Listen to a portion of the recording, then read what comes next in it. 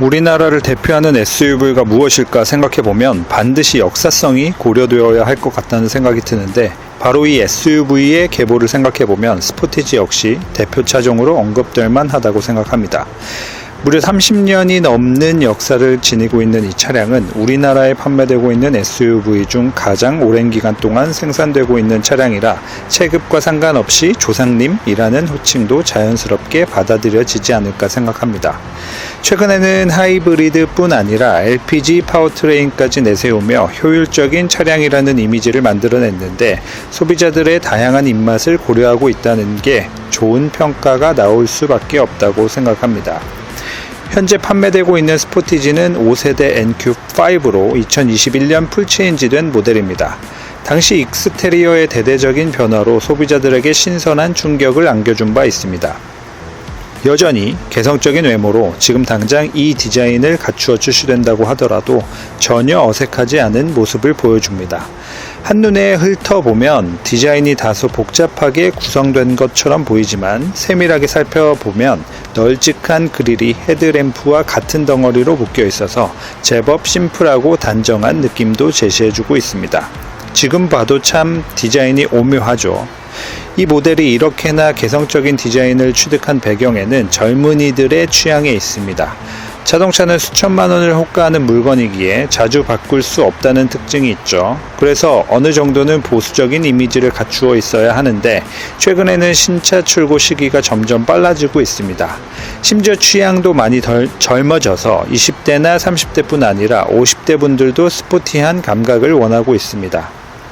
즉 50대 이상 분들에게도 젊은이들의 취향이 먹혀 들어가고 있다는 점입니다.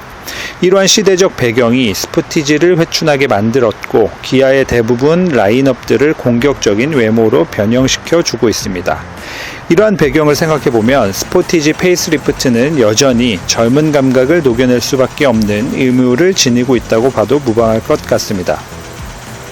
다만 세로형 램프 디자인을 패밀리 룩화하고 있는 기아 입장에서 이 차량만 동떨어진 디자인을 채용하진 못할 것 같고, 기존에 보여지고 있는 스포티한 비주얼을 동일하게 적용받을 것 같다는 생각이 듭니다. 현대차의 경우에는 같은 준준형 SUV인 투싼에서 유독 독점적인 디자인을 부여하고 있는데, 최근 보여주고 있는 현대차와 기아차의 입장에는 극명한 차이가 느껴지기에 노선을 달리할 것으로 추정됩니다. 스포티지 페이스리프트의 방향성은 둘 중 하나입니다. 형님인 소렌토의 디자인을 그대로 계승하느냐, K5를 위로 늘려 번개 모양의 램프 디자인을 채용하느냐. 지금까지 목격된 스파이샷의 비주얼을 보면 형님의 모습을 따라가는 게 기정사실로 보이지만, 디테일의 완성도로도 충분히 K 시리즈와 같은 공격적인 모습은 연출해낼 수 있으리라 생각합니다. 범용성을 주 무기로 활용해왔던 모델이기에 부분 변경이 된다고 하더라도 파워트레인은 변함이 없을 것으로 추정되지만, 가솔린 모델의 변속기는 7단 DCT가 8단 토크 컨버터 자동 변속기로 수정되지 않을까 싶습니다. 그리고 실내는 EV3를 닮으면 좋을 것 같아요. CCNC 탑재는 물론 HUD 적용으로 만족감이 많이 올라가지 않을까 싶습니다. 저는 기아가 내놓는 신차의 익스테리어 중에서 다른 무엇보다 신형 스티어링 휠 디자인이 마음에 드는데, 엠블럼이 우측에 언밸런스하게 배치됨으로써 더욱 신선한 느낌을 가미해 줍니다. 출시 일정이 2024년 하반기로 잡힌 만큼 조만간 좋은 소식이 들리지 않을까 생각됩니다. 그럼 저는 이상으로 마치겠고요. 본 영상과 내용이 좋으셨다면 구독과 좋아요 부탁드립니다.